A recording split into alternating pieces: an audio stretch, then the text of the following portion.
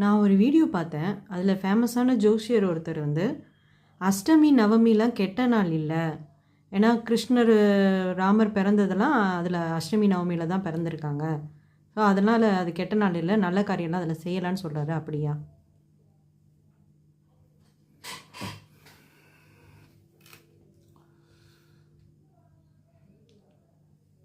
ஜோசியர் அப்படி சொல்லக்கூடாது. எந்த மதத்தை சேர்ந்தவங்களாக இருந்தாலும் அந்த மதம் சார்ந்த வேதங்களை மதிக்க கற்றுக்கணும். ஒரு இஸ்லாமியராக இருந்தால் அவர் குரானை மதிக்கணும். கிறிஸ்துவராக இருந்தால் அவர் பைபிளை மதிக்கணும். இந்துக்களாக இருந்தால் நம்மளுடைய வேதத்தை மதிக்கணும். அந்த வேதத்தில் ஒன்று ஜோதிட வேதம். அந்த ஜோதிட சாஸ்திரத்தில் இருக்கக்கூடிய இதன் அடிப்படையில் கணிக்கப்பட்டது பஞ்சாங்கம். பஞ்சாங்கம் ரொம்ப முக்கியம். ஜோசியர் பஞ்சாங்கத்தை மதிக்காமல் ஜோசியம் பார்க்கக்கூடாது. அஷ்டமி, நவமி நல்ல நாள், கெட்ட நாள் இல்லை. ராமரும் கிருஷ்ணரும் அவதாரம் பண்ணாங்க. ஆமாம், அவதாரம் பண்ணாங்க. கிருஷ்ணர் அஷ்டமியிலும் ராமர் நவமியிலும் அவதாரம் பண்ணார். அவர் அவதாரம் தான் பண்ணியிருக்காரு. எதுக்காக அவதாரம் பண்ணார்? அழிக்கிறதுக்கு அவதாரம் பண்ணார். அரக்கர்களை அழிக்கிறதுக்கு அவதாரம் பண்ணார். ஸோ அழிவு தரக்கூடியதுக்கு அஷ்டமி, நவமி தேவைப்படுது. அழிவு தரக்கூடியதுக்கு அஷ்டமி, நவமி தேவைப்படுது.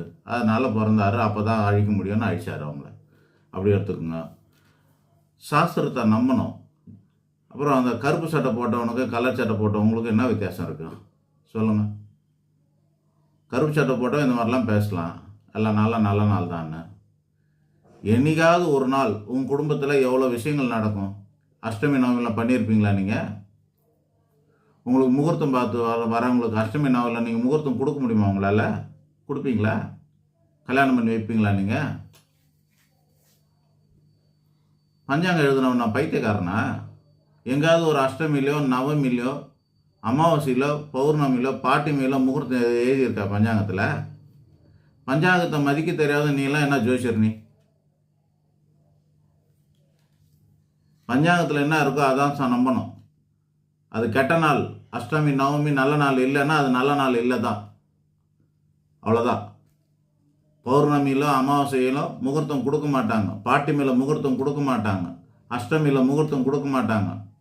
நவமியில் முகூர்த்தம் கொடுக்க மாட்டாங்க. நிறைய பேர் சப்தமியில் கல்யாணம் பண்ணிடுவாங்க. சப்தமி சாயந்தரம் 3 மணி 4 மணியோட முடிஞ்சு போயிடும். அஷ்டமியில் போய் சாந்தி முகூர்த்தம் வச்சுப்பாங்க. அஷ்டமியில் சாந்தி முகூர்த்தம் வச்ச குழந்தைங்களாம் அரைகுறையாக பிறந்துடுது. அந்த முகூர்த்தங்களே தப்பாக கொடுக்குறாங்க. சாந்தி முகூர்த்தம் தனி முகூர்த்தம் வைக்கணும். கல்யாணத்துக்கு தான் சப்தமி முகூர்த்தம் கொடுப்பாங்க. அதுலேயே பிரச்சனை வருது.